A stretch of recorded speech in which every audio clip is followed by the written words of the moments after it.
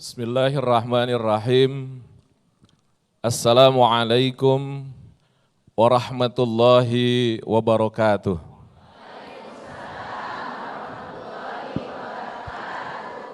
Alhamdulillah adada khalqihi wa ridha nafsihi wa zinata arshihi wa midada kalimatih. Allahumma salli ala Muhammad wa ala ali Sayyidina Muhammad.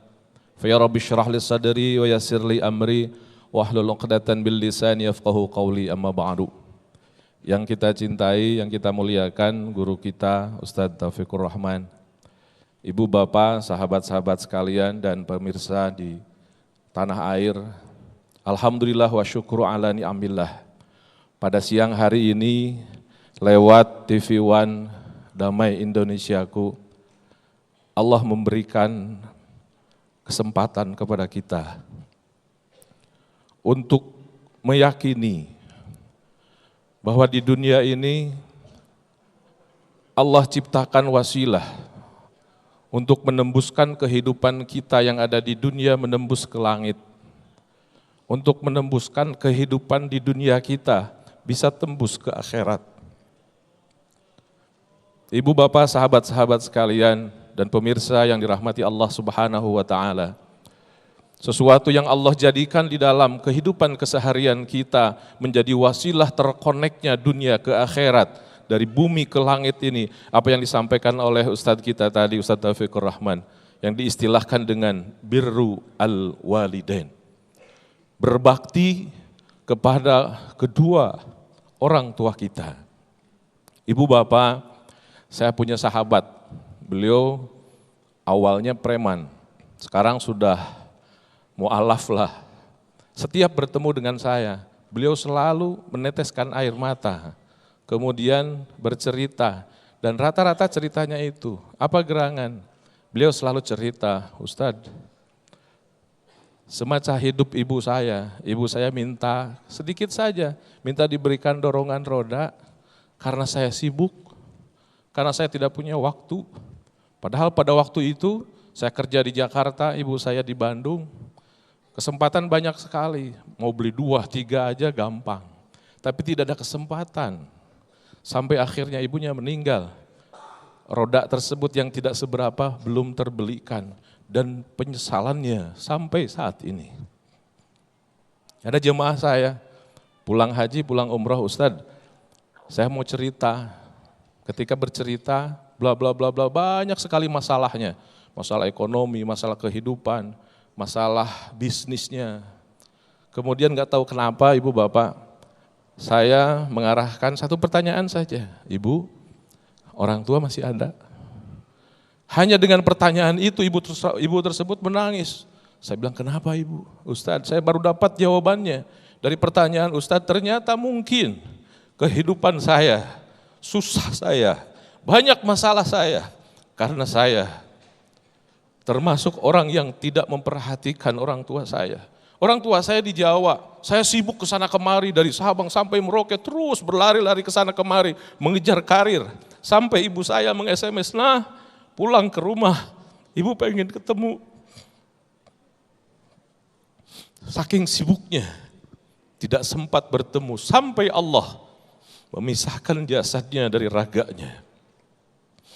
Ibu bapak, sahabat-sahabat sekalian, bersyukur kita kehadirat Allah Subhanahu wa Ta'ala. Sekali lagi siang hari ini Allah berikan kesempatan kepada kita untuk merenung bersama bahwa Allah ciptakan satu energi besar dalam kehidupan kita untuk mengkonekkan kita dengan kebahagiaan di dunia dan di akhirat, mendapatkan surga ibu dan bapak, dan kita ketahui surga itu di dunia dan juga di akhirat. Dalam sebuah hadis Rasulullah Sallallahu Alaihi Wasallam mewanti-wanti dengan kalimat bahasa Arabnya raghima anfu sampai 3 kali. Kenapa ya Rasulullah? Sahabat bertanya. Kalimat raghima anfu itu ibu dan bapak dalam bahasa Arab, wah kasar sekali dan sangat-sangat disayangkan sekali. Kenapa ya Rasulullah? Ada apa ya Rasulullah? Kata Rasulullah, barang siapa yang memiliki orang tua dalam kondisi beliau telah sepuh dan summa tidak menjadikannya masuk di dalam surganya Allah. Ibu dan bapak, Saya ingin menyatakan dengan hadis ini bahwa jika seandainya di rumah kita masih ada orang tua kita, itulah surga kita, Bu. Apalagi kalau orang tua kita telah sepuh.